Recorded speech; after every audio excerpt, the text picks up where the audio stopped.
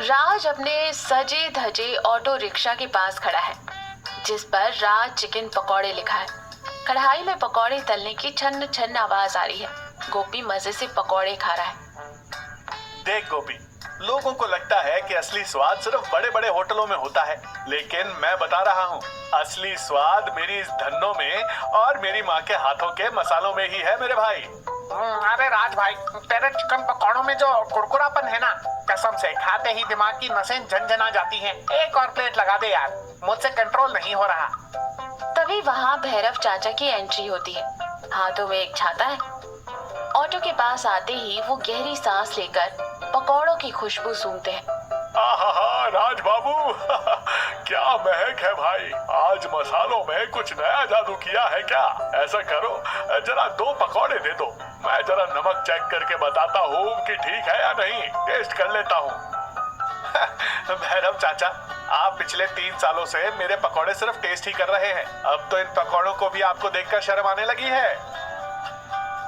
सही कहा राज भाई। चाचा, वो टेस्ट करने वाला प्रोग्राम अब बंद करो। कभी अपनी जेब से कोई 50 रुपए का नोट निकाल कर पूरी प्लेट भी खा लिया करो, पेट भी भर जाएगा। अरे गोपी, तू बीच में मत बोल, मैं तो इस लड़के की भलाई के लिए कह रहा हूँ। अगर नमक वमक कम रह गया तो कस्टमर भाग नहीं जाएंगे। दे, 1 पीस दे, मैं बताता हूँ। चाचा, मेरी माँ कहती थी, मेहनत से कमाए पैसे और पसीने की कमाई का स्वाद कभी कम नहीं होता। आप 50 रुपए निकालिए, मैं आपको पूरी 1 प्लेट दूंगा, वो भी एक्स्ट्रा चटनी के साथ। आया बड़ा करोड़पति कहीं का, नहीं चाहिए तेरे पकौड़े। वैसे भी आज मेरा पेट थोड़ा भारी भारी सा है। फिर बड़बड़ाते हुए वहाँ से चले जाते हैं। सरला दाई कुर्सी पर बैठकर सब्जियां काट रही है। राज एक छोटे से टिफिन में पकौड़े लेकर आता है। ताई, ओ ताई, ये लो, तुम्हारे लिए गर्मा गर्म पकौड़े लाया हूँ, बिना तीखी चटनी के, बिल्कुल वैसे ही जैसे तुम्हें पसंद है। जीता रहे मेरे लाल, तू रोज बिना भूले मेरे लिए ये ले आता है। तेरी माँ होती तो कितनी खुश होती। उसके हाथ की रसोई को तूने ऐसे जिंदा जो रखा है। सब माँ का ही आशीर्वाद है ताई, लेकिन एक बात का बड़ा दुख होता है, ये भैरव चाचा जैसे लोग अन्न की बिल्कुल कद्र नहीं करते। मुफ्त का मिल जाए तो इन्हें बड़ा स्वाद आता है, पैसे देकर खाने में इनकी जान निकलती है। अरे राज, भैरव का स्वभाव ही ऐसा है। कंजूसी उसके खून में मिल चुकी है। लेकिन बेटा, इंसान के पेट की भूख अलग होती है और मन की भूख अलग। देखना, किसी न किसी दिन उसका ये घमंड जरूर टूटेगा। तू बस अपना दिल हमेशा साफ रखना। मेरा दिल तो साफ है ताई, लेकिन अपने ऑटो के पास, अपनी कढ़ाई के पास मेरा मन करता है कि इन मुफ्त खोरों के लिए नो एंट्री का बोर्ड लगा दूं। दोनों हल्के से हंस पड़ते हैं।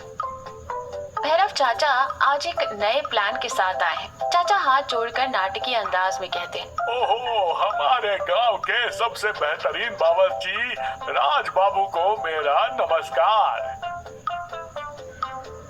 राज भाई, आज चाचा ने मक्खन की पूरी फैक्ट्री ही खोल दी है, जरा बच के रहना। कहिए चाचा, आज सूरज किस तरफ से निकला है? ये इतनी इज्जत किस खुशी में? अरे राज बाबू, कल रात मेरे सपने में एक फरिश्ता आया। पता है उसने क्या कहा?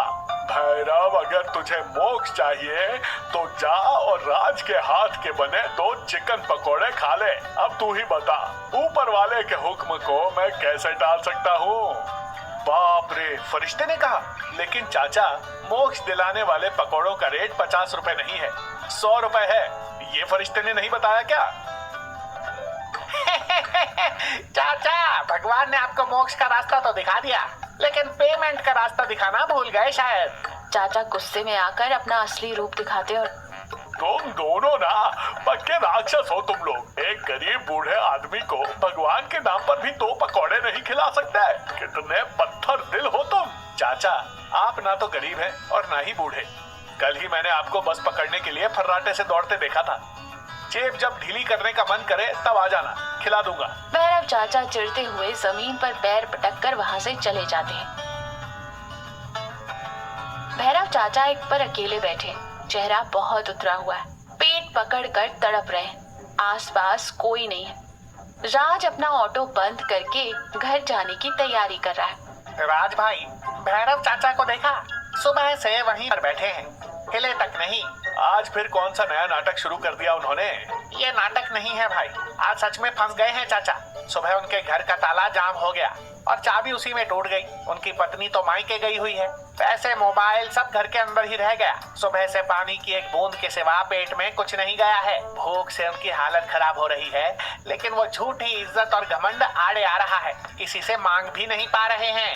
राज भैरव चाचा की तरफ देखता है। उनका चेहरा उतरा हुआ है। उनका उतरा चेहरा देखकर राज को सरला ताई की बात याद आती है। इंसान के पेट की भूख अलग होती है और मन की भूख अलग। गोपी, गैस फिर से चालू कर दे भाई।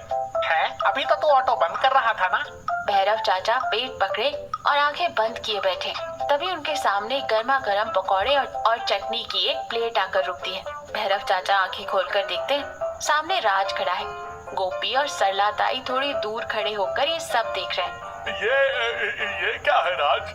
मेरे पास आज पैसे नहीं है, और वैसे भी मुझे तेरी दया या खैरात की कोई जरूरत नहीं है। मैं कोई भिखारी नहीं हूँ, मुझे नहीं चाहिए ये। मुझे पता है चाचा, ये कोई खैरात नहीं है, ये तो मेरी माँ के दिए हुए संस्कार हैं। मतलब माँ हमेशा कहती थी व्यापार में अपना और पराया नहीं देखना चाहिए, लेकिन जब किसी को सच में भूख लगी हो तो वहाँ व्यापार नहीं, इंसानियत देखनी चाहिए। आपने इतने साल मजाक में या कंजूसी में मुझसे मुफ्त में पकौड़े मांगे, तो मैंने भी एक व्यापारी की तरह ही जवाब दिया। लेकिन आज आपको सच में भूख लगी है। आज अगर मैंने आपको खाना नहीं खिलाया तो मेरी माँ की सिखाई उस रेसिपी का और उन संस्कारों का कोई मतलब नहीं रह जाएगा चाचा। भैरव चाचा राज को ही देखते रह जाते हैं। उनका सारा घमंड पिघल जाता है, आंखों में आंसू आ जाते हैं।